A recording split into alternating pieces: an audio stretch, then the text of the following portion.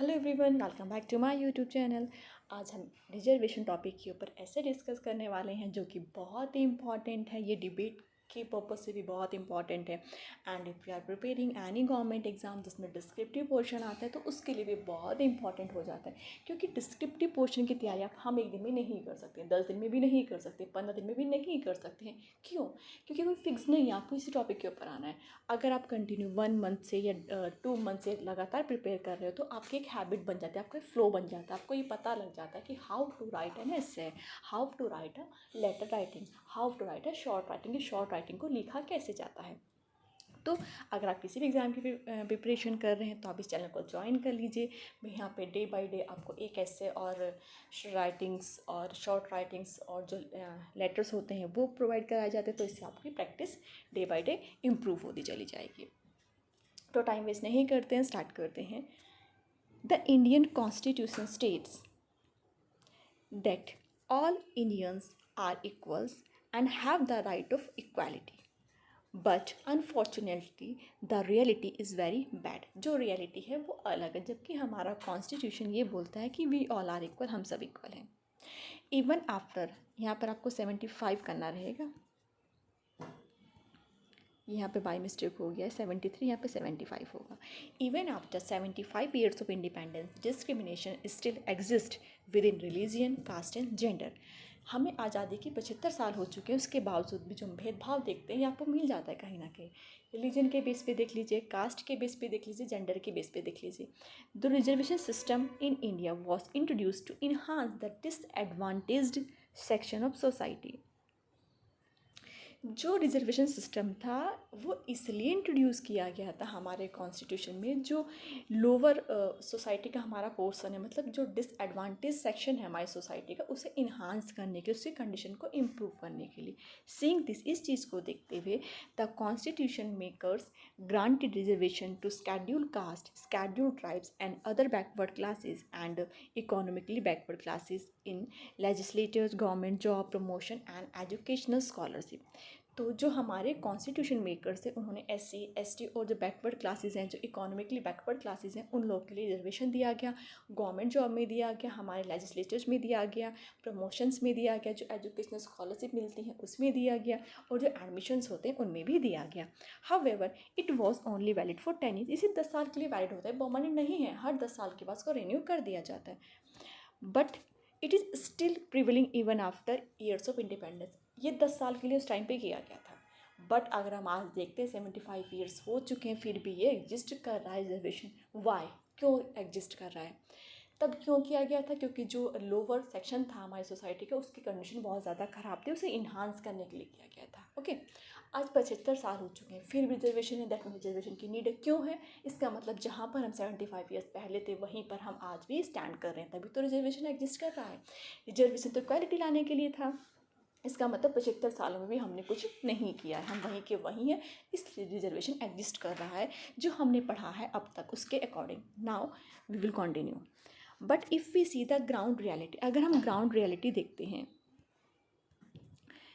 Reservation is not used by the people who should use them. Reservation उन लोगों के लिए नहीं होता जो एक्चुअली उसको डिज़र्व करते हैं। दैट मीन्स रिजर्वेशन का फ़ायदा उन लोगों को नहीं मिल रहा है जिनको मिलना चाहिए। Despite this the political parties are using it to win election and it has just become an election slogan. अब हो क्या रहा है, जो पॉलिटिकल पार्टीज़ होते हैं जब भी उनके इलेक्शन आते हैं वो यही मुद्दा उठा देते हैं रिजर्वेशन का, और इसके और फिर इससे क्या हो जाता है, उनकी पार्टीज़ को वोट मिल जाते हैं। तो ये क्या बन गया अभी, इलेक्शन स्लोगन बने। कोई भी इसको बंद करना नहीं चाहता है, क्योंकि अगर बंद कर दे, उन्होंने किया क्या है? कुछ भी तो नहीं किया। अगर किया होता तो सब आज इक्वल लेवल पे आ चुके होते, हमें रिजर्वेशन की नीड ही नहीं होती। पर क्या एक्चुअली में हमें रिजर्वेशन की नीड है? क्या रिजर्वेशन ही सॉल्यूशन है इक्वालिटी का?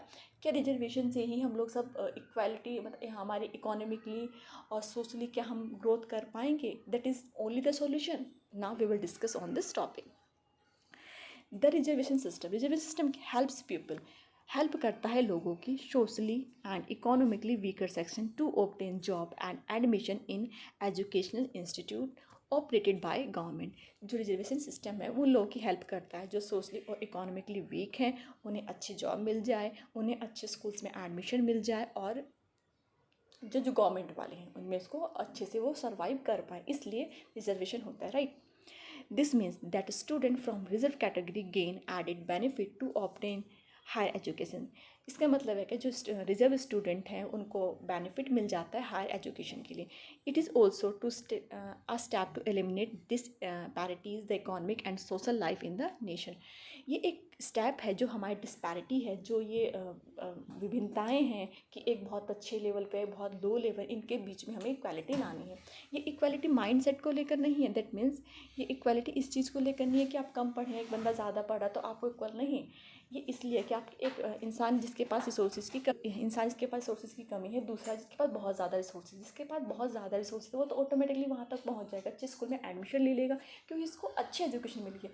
जो लोअर बैकग्राउंड पर उसके पास इतने रिसोर्सेज नहीं है, इतने अच्छे स्कूल में वो नहीं पढ़ पाए तो वहाँ तक नहीं पहुँच पाएगा, तो उनके लिए था ये reservation. I think you understand कि रिजर्वेशन की नीड क्यों की गई, तो उस टाइम पर रिजर्वेशन इंट्रोड्यूस क्यों किया गया था। The reservation system in India has been working in favor of the people belong to backward classes। जो backward classes के लोग थे उस टाइम पे, देखिए पहले अगर हम पहले की बात करते जो अपर कास्ट के थे तो जनरल कास्ट जिनको कैटेगरी में लिया जाता है तो अपर कास्ट के उनका स्टैंडर्ड काफ़ी अच्छा था, पर जो बैकवर्ड क्लासेस के जिसमें SC हो, ST हो या OBC हो, अदर बैकवर्ड क्लासेस हो, उनका स्टैंडर्ड काफ़ी लो था, तो उनके इम्प्रूवमेंट के लिए उस टाइम पे किया गया था।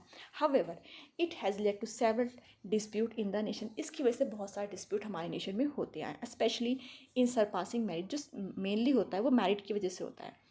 when deserved candidates are unable to get admission or job that they deserve as the seat goes to the candidate belong to reserve category। होता क्या है, अब क्या होता है कि जो डिजर्व कैंडिडेट जिसके एक्चुअल में उतने ज़्यादा अच्छे मार्क्स आए हैं वो उस जॉब को नहीं गेन कर पाता, उसको जॉब नहीं मिल पाती, जस्ट बिकॉज जो रिजर्व कैटेगरी का स्टूडेंट है उसके मार्क्स कम आए बट वो रिजर्व कैटेगरी में आता है क्योंकि उनका कट ऑफ वगैरह डाउन रहता है तो उसको मिल जाता है।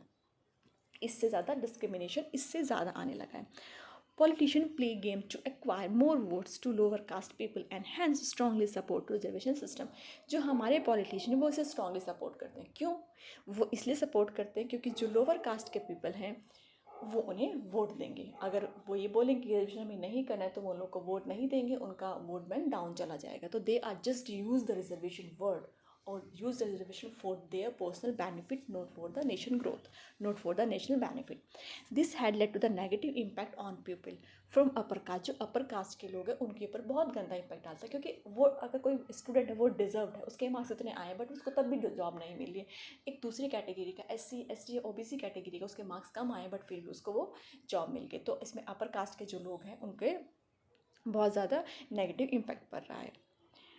अब सेकंड, अब इसमें हम दूसरी बात एक चीज़ भी देखते हैं कि दैट डजंट मीन कि जो अपर कास्ट के लोग हैं सारे, पहले क्या था, अगर पहले की बात करते हैं तो अपर कास्ट के सब लोगों का स्टैंडर्ड बहुत अच्छा था और लोअर कास्ट के जो लोग थे उनका स्टैंडर्ड बहुत ख़राब था, तो इसलिए ये किया गया था। नाउ कमिंग टुडे, आप प्रेजेंट में आते हैं, आज क्या है, जो अपर कास्ट में आते हैं जो जनरल कैटेगरीज में आते हैं उनका सबका स्टैंडर्ड एक जैसा नहीं है। अपर कास्ट का बंदा भी आपको रोड पर भीख मांगता हुआ मिल जाएगा, अपर कास्ट का बंदा भी आपको कहीं पर मतलब बहुत ही लो स्टैंडर्ड उसका मिल जाएगा। और जो आपकी लोअर कास्ट आती है, हमारी SC ST OBC कास्ट आती है, उनके जो पीपल्स आपको बहुत ही हाई स्टैंडर्ड उनका मिल जाएगा और लो स्टैंडर्ड भी मिल जाएगा। मतलब आज ऐसा नहीं है कि अपर कास्ट के का स्टैंडर्ड अच्छा है और लो कास्ट के सबका स्टैंडर्ड ख़राब है, आज ऐसा नहीं है। तो जिस वजह से क्या हो रहा है, जिस वजह से इसका नेगेटिव इम्पैक्ट पड़ रहा है। The majority of lower caste have stepped up the social ladder and are now on an equal status compare to the general population. आज लगभग जनरल उनका स्टैंडर्ड सेम ही है, मतलब हम ये कह सकते हैं आज की अगर हम बात देखते हैं तो अपर कास्ट के सारे लोग का स्टैंडर्ड अच्छा नहीं है, लोअर कास्ट के सभी लोग का स्टैंडर्ड ख़राब नहीं। आज की अगर हम कंडीशन देखते हैं तो हमें वो ये बताती है। तो अब तो सिर्फ कास्ट के बेस पे रिजर्वेशन क्यों होना चाहिए, नेक्स्ट में यही लिखा हुआ है, hence there is no need for reservation anymore, uh reservation only provide a limited and short term solution of a problem. क्या रिजर्वेशन पूरी प्रॉब्लम का सॉल्यूशन है, क्वालिटी का सॉल्यूशन यही है? नहीं, it is only a tool to address social and educational backwardness. However, it doesn't have solution for all social and economic elements. They are much better and innovative way to solve those issues। खाली reservation करने से हमें क्या मिल जाएगा। इसलिए अगर reservation permanent solution होता तो इसे स्टार्टिंग में ही जो इन्होंने हमारा कॉन्स्टिट्यूशन बनाया था उन्होंने इसे 10 साल के लिए ना किया होता, परमानेंटली इंट्रोड्यूस किया होता। उन्होंने इसे 10 साल के लिए ही इंट्रोड्यूस किया था, क्योंकि वो अच्छे से जानते थे इस चीज़ को कि ये सॉल्यूशन नहीं है, ये परमानेंट सॉल्यूशन नहीं है, सिर्फ एक शॉर्ट टर्म सॉल्यूशन। इसलिए उन्होंने 10 साल के लिए इसको बनाया था, ताकि आफ्टर 10 ईयर्स जो लोअर कास्ट वाले उनका स्टैंड थोड़ा अच्छा हो जाए, वो अपर कास्ट तक के पहुंच जाए, इसलिए बनाया था। तो आज की जो कंडीशन, जैसे कि मैंने आपको बताया, आज की कंडीशन ऐसी है, सारे अपर कास्ट के जो अपर कास्ट के पीपल्स हैं वो सारे, उनका सबका स्टैंडर्ड अच्छा नहीं है, और जो लोअर कास्ट है उनका सबका स्टैंडर्ड ख़राब नहीं है। तो क्या जो रिजर्वेशन है वो कास्ट के बेस पे होना चाहिए या नहीं? आपके जो अपने व्यूज़ हैं, सबके व्यूज़ अलग होंगे, तो आपके जो अपने व्यूज़ है वो मुझे प्लीज़ कमेंट करके ज़रूर बताएं। आप अपने अपने व्यूज़ लिखिएगा, साथ में उनका रीज़न भी लिखिएगा। Many people upper caste are still plagued by poverty and illiteracy.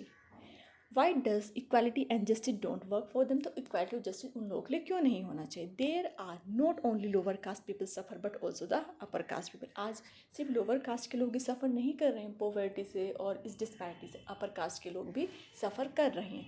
I am not talking about old, कि हम सब लोग यहाँ पे बात नहीं कर रहे हैं, और यहाँ पर आपको मेंटल अपना भावना में नहीं बहना है। हमें जो लॉजिकल बात है हमें सिर्फ वही कहनी है। Reservation brings down the economic growth of great country. जो रिजर्वेशन है वो हमारी इकोनॉमिक की जो ग्रोथ है उसे डाउन करता है। कैसे? ये हमारे जो एफिशिएंसी है लेबर की उसे भी कम करता है। लेट्स डिस्कस कैसे। This reservation are the exact opposite development are equality. जो रिजर्वेशन है वो इक्वालिटी का, और जो डेवलपमेंट है उसके अपोजिट होता है। We don't require reservation on the basis of caste or religion, but only to provide support to those who have fewer resources, and marriage should be equal in admission as well as in job opportunity. That means हमें reservation caste के religion के base पे नहीं चाहिए। हमें उन लोगों को सपोर्ट करना चाहिए जिनके पास बहुत ही कम रिसोर्सेज हैं। उन लोगों को अब हम किस तरीके से सपोर्ट कर सकते हैं, इसके बहुत सारे आपके जो इनोवेटिव क्या बोल सकते हैं, इसमें हमारे पास बहुत सारे इसके ऑब्जेक्टिव हो सकते हैं। This way we will get the deserve person to pursue a job. अगर हम इस तरह से करते हैं, हम इक्वालिटी लाते हैं हर जगह, हम किसी कास्ट या फिर रिलीजन के बेस पे रिजर्वेशन नहीं करते हैं, तो हमें क्या मिलेगा? हमें एक राइट प्लेस पे राइट पर्सन मिलेगा जो कि राइट डिसीजन लेगा फॉर द राइट पीपल्स। यही लिखा हुआ है, this way we will get the deserve person to pursue your job, not a reserve person. हमें डिजर्व पर्सन मिलेगा, रिजर्व पर्सन नहीं मिलेगा। If a deserve person work on a play that will contribute smartly in our nation, socially as well as economically grow करेगा। When we talk more about backward rather than forward, our country itself stagnates। अगर हम हमेशा backward के बारे में बात करें, forward के बारे में बात ही नहीं करेंगे, तो हमारे कंट्री तो वहीं की वहीं रुकी रह जाएगी। A right person at a right destination can take the right decision for the rights of people।